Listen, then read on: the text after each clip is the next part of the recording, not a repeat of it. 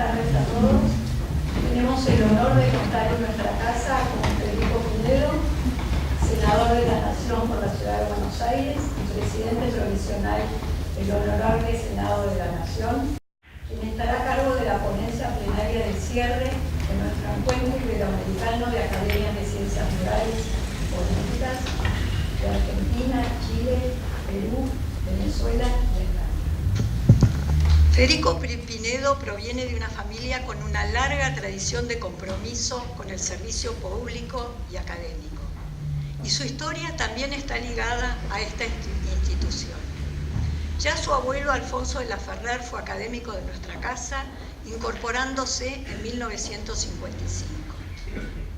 Entre sus disertaciones recordamos la de 1971 sobre Mitre en la Organización Nacional, donde destacó la unidad de vida y pensamiento de la figura histórica de Mitre y su claridad de visión acerca de cómo nuestra nación debía ser desde lo constitucional, lo económico y lo social.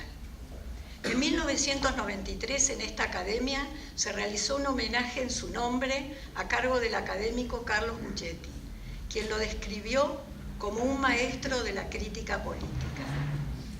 Quisiera destacar también una coincidencia.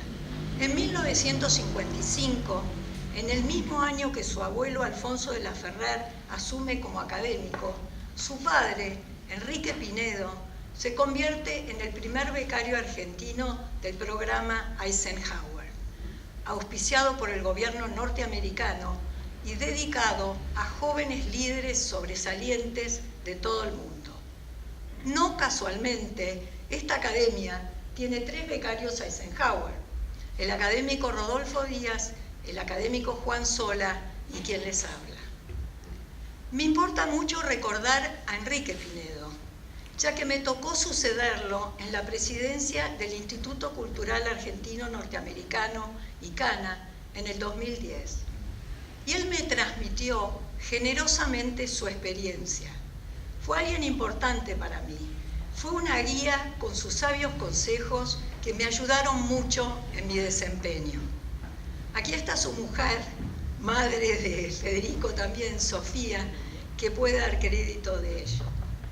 Federico Pinedo, aquí presente, tiene una vastísima trayectoria política y le estamos muy agradecidos de su presencia hoy. Además de presidir el Senado de la Nación, fue diputado por la Ciudad de Buenos Aires en 3 oportunidades: 2003-2007, 2007-2011 y 2011-2015, y presidente en los 3 periodos del interbloque Propuesta Federal PRO.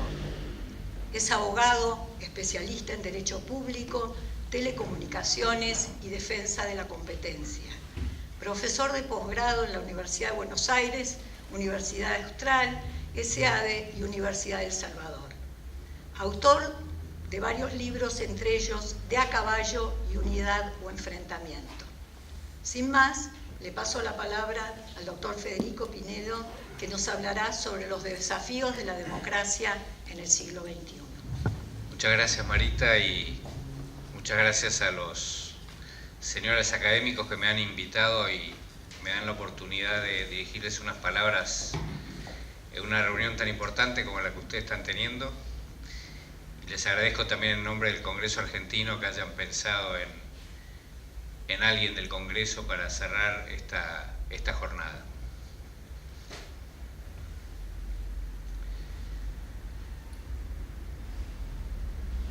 Democracia.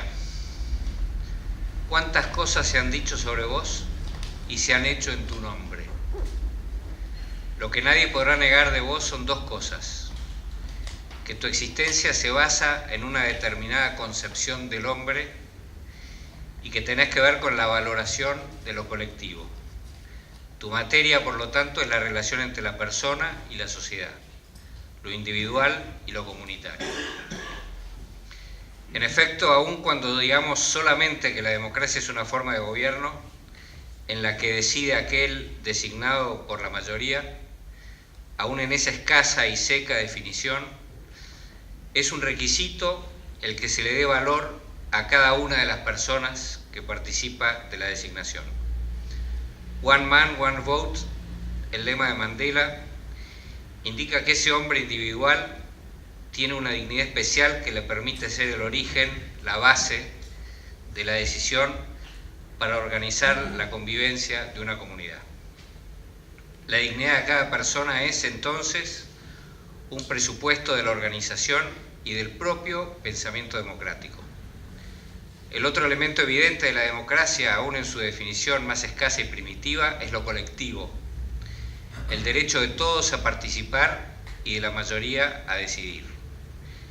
El derecho de la mayoría a decidir que encuentra aquí mismo sus límites, el límite de la dignidad de cada persona y el límite del derecho del conjunto de las personas a participar. La mayoría o primer minoría no tiene derecho a decidir que otros no participen o actuar en contra de la dignidad de uno. Así, rápidamente, el concepto de la democracia ha encontrado su quicio. La democracia no es solo una forma de gobierno, sino una forma de organización de la sociedad, en la que el poder tiene límites, dados por la dignidad de cada persona y por el hecho de que el derecho de todas las personas a opinar y a formar parte de las decisiones mediante la participación social, cultural y política. De aquí mismo derivan desde el derecho a votar en elecciones periódicas hasta la libertad de prensa, que es la libertad que se reserva el pueblo para opinar sobre sus representantes y expresar lo propio de cada uno fruto de su dignidad. Vemos como de algo muy básico, muy sencillo, se llega a conceptos de gran complejidad. Como a poco andar en la senda de la democracia, se puede saber que no existe democracia sin resguardo de la dignidad y los derechos de cada persona, sin elecciones libres y sin libertad de prensa, aunque algunos tiranos del pasado y del presente se quieran vestir con las ropas de lo democrático para disfrazar lo antidemocrático. No quiero aburrirlos con estos asuntos generales. Déjenme nomás hacer unos comentarios sobre los desafíos de la democracia del siglo XXI, partiendo de un dato. Hemos salido de una zona de certidumbres para entrar a otra de cierto temor al futuro desconocido. Mi tesis es que son necesarias las reglas para lidiar con las incertidumbres, pero también es necesaria la innovación, lo contrario de las reglas, para poder afrontar los problemas del presente y del futuro. Hacen falta reglas para poder generar confianza y cooperación. Hace falta libertad de imaginación para operar sobre lo que no está dado. Fíjense que la caída del comunismo hacia fines de los 80 pareció traernos de nuevo algunas de las tan ansiadas viejas certidumbres. El hombre necesita certidumbres para poder seguir, y en un momento largo del siglo XX no sabíamos si triunfaría un sistema de libertad u otro de opresión, o visto del otro lado, un sistema de opresión económica individualista o un sistema igualitario. Pero a fines de los 80 queríamos recuperar alguna certidumbre, nos gustara o no. La democracia y el capitalismo finalmente prevalecerían. Sin embargo, pocos años después tenemos más y más incertidumbres. Es verdad que en la centuria, que fue de 1890 a 1990, perdimos enormes certidumbres. Pero si ponemos más foco en el asunto, tal vez veamos que esas incertidumbres no son globales, sino más bien de Occidente. La civilización europea y americana, en cierta manera, consideraba que la realidad estaba afuera de nosotros mismos y que por lo tanto debíamos ir ahí, afuera, para descubrir la realidad y lidiar con los problemas que nos presentaba. Tal vez sea por ello que Occidente ha sido tan bueno en crear riqueza y en transformar el mundo con nuevas tecnologías. El enfoque oriental, en cambio, puede basarse en la idea de que la realidad y la verdad están dentro de nosotros mismos, mientras que el mundo externo es solo un dato. Cuando hablamos con líderes chinos, por ejemplo, nos impresiona ese choque. Mientras nosotros buscamos resolver problemas en los próximos 2 años, ellos parecen estar pensando en 2 siglos. A lo mejor nuestras incertidumbres no son las de ellos. A lo mejor Ellos son parte de nuestras incertidumbres. Uno de los principales dilemas en nuestras vidas privadas o sociales es el de decidir si colaborar y asociarse con alguien o confrontar con él. Algunos estudios del Laboratorio de Comportamiento de Harvard indican que la principal causa de colaboración entre dos personas es la confianza. Cuando una madre le dice al hijo que haga algo, el hijo tiende a creer en ella y a colaborar. Depende de las madres, por supuesto. Pero si uno se encuentra con alguien de aspecto forajido o perdulario, en un callejón oscuro, la tendencia es a alejarse o a confrontar. De manera tal que si uno quiere tener sociedades colaborativas que salgan del dilema del prisionero, que logren ventajas para todos los jugadores, hay que construir confianza.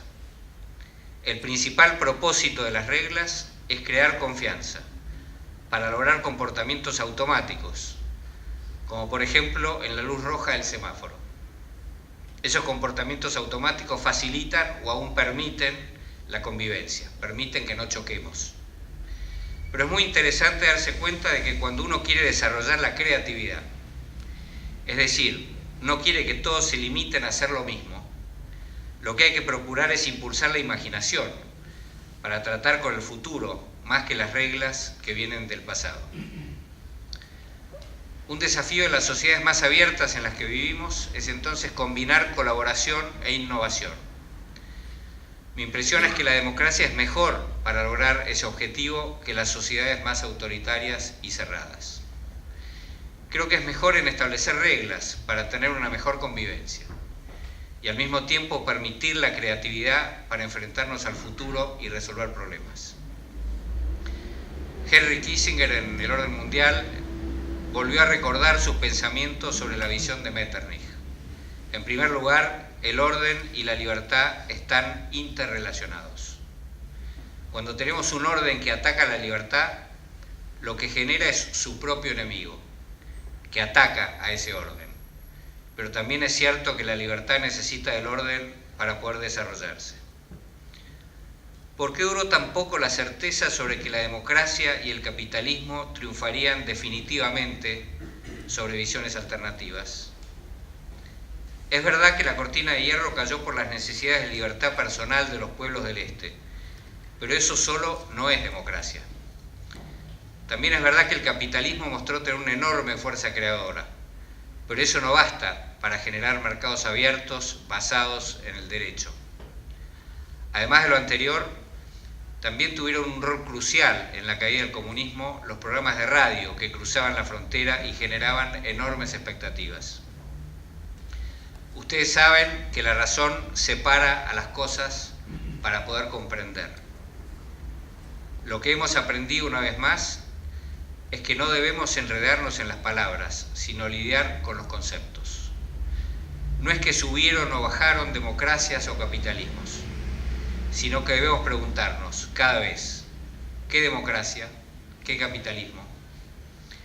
Las enseñanzas que hemos logrado sacar de allí son que las expectativas diseñan el futuro, que no hay democracia sin límites al poder, ni capitalismo sin derecho de propiedad y respeto de los contratos. Pero hemos aprendido algo más, que a lo mejor no es tan explícito en las simplificaciones que consumimos de Locke, Montesquieu o Adam Smith. Hemos aprendido que no solo es necesario el equilibrio de poderes para que exista democracia, sino que a ello hay que sumarle el equilibrio de valores. Aún sacando el fascismo del cuadro, en el siglo XX se enfrentaron los valores de la libertad de las personas con los valores de la justicia o de la igualdad. Y esa confrontación o esa armonía, depende de nosotros, confrontar o colaborar, también requiere una combinación virtuosa. Tocqueville y Marx defendieron algunos de esos valores. Keynes y la socialdemocracia y los demócratas cristianos y Luther King y Mandela buscaron caminos de encuentro. Y aquí estamos. Pocos años después de eso irrumpió Internet en la civilización humana. Nuevas incertidumbres nos acosarían. el doctor Kissinger siente que nuestra actual situación no es un orden, de acuerdo con su definición de orden, pues para que exista se requiere un equilibrio de poderes, balance of powers, que pueda actuar en el caso en que alguien rompa las reglas del juego. Hoy tenemos casos como el de Venezuela, en el que los gobernantes rompen todas las reglas de la democracia, y la democracia no sabe qué hacer con ello. Un alcalde ganó una elección, y el dictador hizo una ley quitando todo poder al alcalde. El gobierno perdió dramáticamente la mayoría en el Congreso. La oposición llegó a los 2/3, y el gobierno, por medio de una Corte Suprema dicta, desconoció al Congreso y creó una asamblea no elegida por encima de él. Las naciones, para tener convivencia en paz, necesitan una doctrina estratégica para penalizar a quien viole las reglas, porque no tenemos ni acuerdos internacionales ni medios para llegar a esos acuerdos, y no debiéramos quedarnos solo con la opción de la amenaza de usar la fuerza. Lo mismo le pasa a las democracias, que deben poder controlar desde el comienzo las dinámicas de violación de reglas. Nuestra experiencia argentina nos muestra que los pueblos se van acostumbrando a las violaciones leves de las reglas del sistema, hasta que se dan cuenta de que se han quedado sin armas. Por eso tenemos que cuidar la independencia de poderes con decisión, en cuanto se intente vulnerarla. Hay que indignarse y actuar con energía ante los abusos legislativos contra los derechos de las personas o contra los otros poderes del Estado, en especial la autonomía de los jueces. Hay que actuar contra la politización de jueces activistas o la judicialización de la política. Hay que actuar contra los nuevos cesarismos, contra esos líderes que dividen a los pueblos para poner a unos contra otros, utilizando los enormes recursos que la modernidad ha dado a los gobiernos. Y tenemos que darnos cuenta de que uno de los desafíos mayores de la democracia en el siglo XXI es la mentira. Esa mentira que hoy ni siquiera se llama mentira, sino posverdad. Tratando de poner conceptos a la civilización de Internet, Kissinger dice que el pensamiento tiene 3 niveles: la información, el conocimiento y la sabiduría. Pero agrega, Internet es solo buena en la información. En su mirada, el valor de la información depende del contexto y de la relación entre los hechos y las personas. Para obtener conocimiento y sopesar la información, la conversación entre personas es buena, porque transmite sus perspectivas emocionales. Y la lectura es buena, porque uno se conecta con el escritor por medio del estilo. La comunicación a través de la red suele carecer de estilo y de contacto emocional. La información, para moverse hacia el conocimiento, necesita ser analizada a la luz de la historia y de la experiencia. Los líderes que tienen que tomar decisiones tan difíciles son mejores cuando alcanzaron suficientes dosis de sabiduría para enriquecer sus miradas. Pero el problema que tenemos es que los estadistas tienen que tomar decisiones basadas en estrategias y en el largo plazo, mientras que la web lo que impulsa son los intereses del presente y no lo hace en profundidad, sino superficialmente. Es eso de los miles de amigos que hay en la red, que no dejan espacio o energía para las amistades reales, personales y profundas, lo que afecta a los amores reales y aún a la familia, que es el primer elemento de transmisión de los valores que forman una cultura. Internet va a impactar en el desarrollo de la cultura al modificar la forma en la que los seres humanos enfocan la realidad para tomar decisiones. ¿Cuál va a ser el impacto del Big Data que hace que la información que yo recibo de Google sea diferente de la que ustedes reciben, simplemente porque tenemos visiones o intereses diversos? ¿Llegaremos a un punto en el que la manipulación de la información reemplace a la reflexión como la herramienta principal para la toma de decisiones? Permítanme elaborar un poco más sobre democracia e Internet. El poder y el liderazgo solían ser verticales y duraderos. Pero la web ha creado relaciones de poder horizontales e inmediatas y cambiantes. Ello tiene efectos positivos, porque fortalece la representación política y porque fomenta la transparencia, pero además provoca otros efectos. Por ejemplo, la simplicidad del lenguaje de los políticos para enfrentarse a este mundo de iguales le quita profundidad y complejidad al análisis, que requiere de ellas, y tiende a simplificar las decisiones. Lamentablemente, el progreso se basa en la mayor complejidad de las relaciones, y los simplificadores terminan chocando contra esa complejidad de la realidad.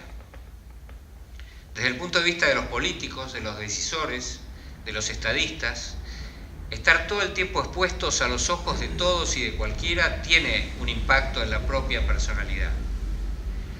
El no permitirse a uno mismo actuar o reaccionar como una persona normal, con autenticidad, porque ello podría ser políticamente incorrecto, lleva a que la política finalmente termina alejándose de la realidad. Y lo que es peor, la visión políticamente correcta se adecúa más a las miradas de ciertas élites con capacidad de veto en la red, como la que tienen muchos grupos minoritarios, con lo cual se termina dejando de lado el sentido común de las mayorías. De esa manera, esas minorías pueden manipular a los políticos y hacerlos que se alejen de la gente común y de sus propios objetivos estratégicos. Un comentario al margen. Nos molesta que esas minorías con poder de veto en la web manipulen a los políticos, ¿no? Tenemos razón. Tal vez eso nos recuerde cómo los grandes intereses también se pavonean de controlar políticos, y muy pocos o nadie les paran el carro, como decimos en la Argentina. Por último, debemos prestar atención a otra posible utilización nociva de Internet, que es aquella que permite realizar ciberataques o destruir reputaciones políticas al recordar algunas malas acciones sacadas de contexto o simplemente por medio de la mentira. En definitiva, los pueblos necesitan reglas para construir confianzas que les permitan vivir una vida en común. También necesitamos confianza a fin de colaborar en lugar de confrontar. Los políticos, por su parte, necesitan otros poderes para que sirvan de contrapeso a sus propios poderes. Las naciones, para poder convivir en paz dentro de un orden mundial, necesitan ambas cosas, reglas y un equilibrio de poderes y de valores. Y en el mundo actual, para lograr un equilibrio de poderes, no solo necesitamos considerar a los Estados Unidos y a Europa, sino también a China, a Rusia, al Islam y espero a América Latina y otras regiones. Estamos muy cerca de tener la era más horizontal, transparente y democrática de la historia. Podemos enriquecer a nuestras sociedades con la interacción de millones de personas inteligentes, pero necesitamos evitar la manipulación de los hechos y de las reputaciones sobre la base de la mala fe y en gran escala, si queremos evitar además la tiranía. Nos hemos movido de las certezas a la incertidumbre. Creo sinceramente que debemos confiar en el poder de la libertad de las personas. Pero comparto esa idea según la cual cuando el viejo orden cambia y el nuevo orden es incierto, todo depende de la idea que tengamos del futuro. Si dependemos de una idea del futuro, me parece que tenemos que tener en claro y tenemos que fortalecer lo que son nuestros valores. El valor de la dignidad de todos los seres humanos. El valor de los gobiernos participativos con controles y equilibrios de poder. El valor de una economía basada en la interacción de las personas en condiciones de igualdad. El valor de la cooperación internacional. Los comportamientos obedecen a culturas y las culturas se desarrollan de arriba hacia abajo, sobre la base del ejemplo. Entonces la responsabilidad de los dirigentes y la importancia de su ejemplaridad para la convivencia en paz sostenible en el tiempo no es menor. Me gustaría compartir algunas últimas reflexiones sobre la democracia de nuestros días. En primer lugar, quiero destacar su carácter de construcción colectiva. El pensamiento es colectivo. Nuestro pensamiento depende de nuestras lecturas, conversaciones, hipótesis, críticas y refutaciones. En segundo lugar, es bueno darse cuenta de que la convivencia en paz no depende de un señor, al que elegimos una vez para gobernarnos, ya que la democracia es el gobierno del pueblo, de todo el pueblo, de mayorías y minorías, que tienen en común el deber de considerarse, valorarse y respetarse. El poder es la materia de la política y no es otra cosa que el fenómeno de una voluntad que se impone sobre otras voluntades. Pero esa voluntad que impone su poder, debe respetar la dignidad de los demás, so pena de generar un contrapoder. Siempre hay otros más poderosos que los poderosos. Y cuando un poder se impone a las disidencias internas, termina enfrentándose con las externas, mientras que cuando un poder no tiene rivales en el exterior, se deshace por los rivales interiores. En definitiva, optimismo o miedo. La democracia está basada en ciertos consensos a los que nos referimos más arriba. Los enemigos de la democracia lo que buscan es fortalecer a toda costa su propio poder, el poder de imponer su voluntad aún arbitrariamente y sin reglas. Estos nuevos cesaristas o populistas de derecha o de izquierda, como los de antes, construyen su poder no sobre el respeto de las reglas, sino sobre la mentira, la división y el miedo. Estamos frente a tiempos de grandes miedos, y el miedo es uno de los acicates más potentes de la acción. El miedo más común es el miedo al diferente, miedo al extranjero, miedo al de otra religión, miedo al de otras costumbres, miedo al de otra raza, miedo al de otro color, miedo al de otro país. La virtud, lo creativo, la innovación están en la interacción y en generar más contactos, más críticas, más armonías, más equilibrios. En caso de duda, creo que debemos apostar por la libertad, por la pluralidad y por la diversidad. Desarrollar el propio potencial e integrar lo diverso son las grandes líneas morales del progreso. La adaptación de unos a otros, del comportamiento propio al comportamiento ajeno, de la mirada de uno al contexto en el que vive, de la adaptabilidad a las condiciones de vida, son los métodos de la democracia y los de la creatividad. Lo mismo descubrieron los físicos cuánticos, cuando dejaron atrás las convicciones estáticas de nuestras viejas convicciones y certidumbres. Todo debe adaptarse a todo lo demás.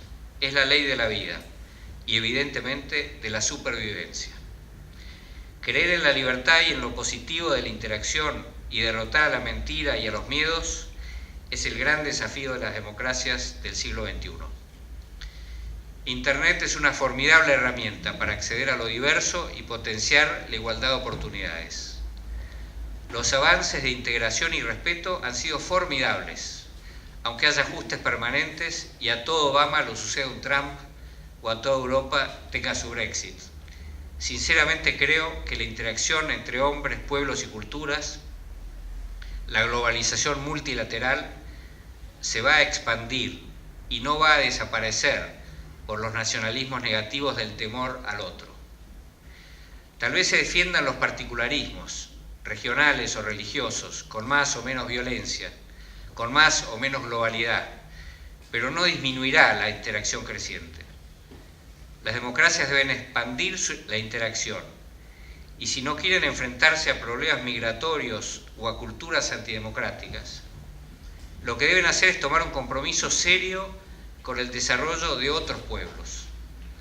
Hace pocos días se reunía en Buenos Aires el G30, un grupo de economistas de los más prominentes del mundo, y decían que el desafío más importante de la hora era el de llevar inversiones al mundo en desarrollo, aunque otro desafío seguramente es que ese mundo en desarrollo adopte reglas que lo permitan. Otro desafío de primera magnitud, pero atenuado por las potencialidades que nos dan las nuevas tecnologías, es la expansión de la educación, para pasar de la información al conocimiento y para fortalecer la igualdad de oportunidades. Junger decía que el poder del tiempo, de lo temporal, de lo perecedero, es el miedo. Lo opuesto, el poder de lo eterno, está en la sabiduría de superar las divisiones por medio de un factor unitivo que es el amor. Pero el amor exige como condición, por definición, respetar al otro, más que temer al otro. Me gustaría que nos convoquemos a no caer en esa pequeña actitud de superioridad o de soberbia que nos lleva a sentirnos en la obligación de criticar todo, para hacernos ver como diferentes y más inteligentes que los simples mortales. Todos somos simples mortales. Valoremos el enorme progreso material, institucional y moral que hemos tenido y que estamos teniendo. Potenciemos lo bueno en lugar de andar todo el tiempo buscándole la quinta pata negativa al gato. No seamos tan primitivos de creer que llegaremos alguna vez a un equilibrio estable permanente. Eso es la muerte. La vida es la acción, la reacción, la diferencia, la influencia de lo colectivo que afecta a cada persona y de cada persona que afecta a lo colectivo, el movimiento, lo inesperado, el futuro. Entre el cambio permanente, paradójicamente, alguna cosa se mantiene. Y eso es la belleza de lo lindo, lo bueno, lo positivo, la valoración del otro, el respeto al otro, la empatía, la compasión y nuevamente el amor. Muchas gracias.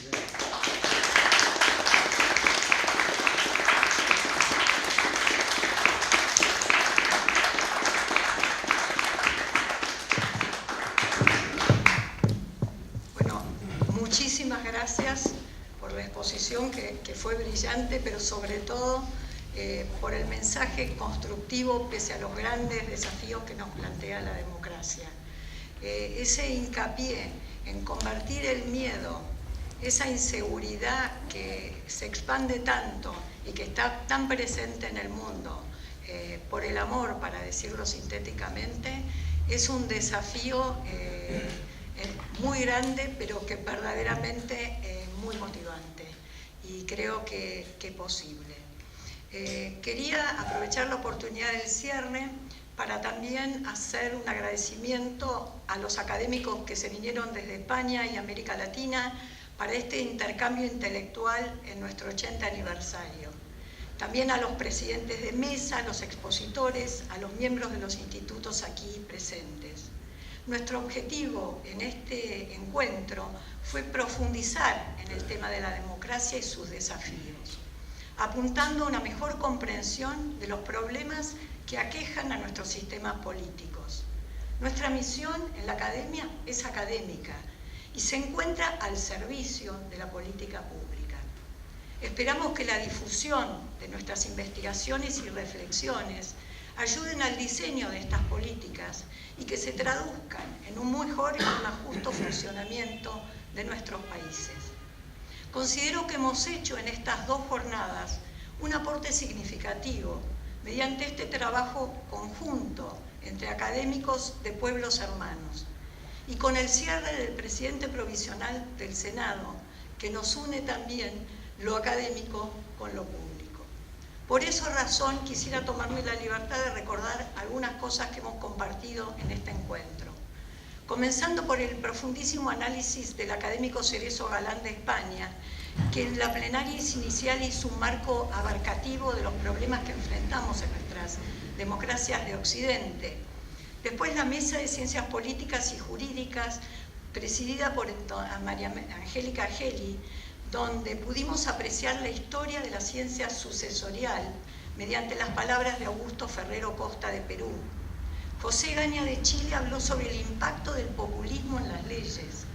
Rafael Badel Madrid de Venezuela expuso las consecuencias trágicas de la ruptura del derecho en las últimas 2 décadas en Venezuela. Jorge Vanossi nos advirtió sobre el efecto de las reformas en los regímenes políticos.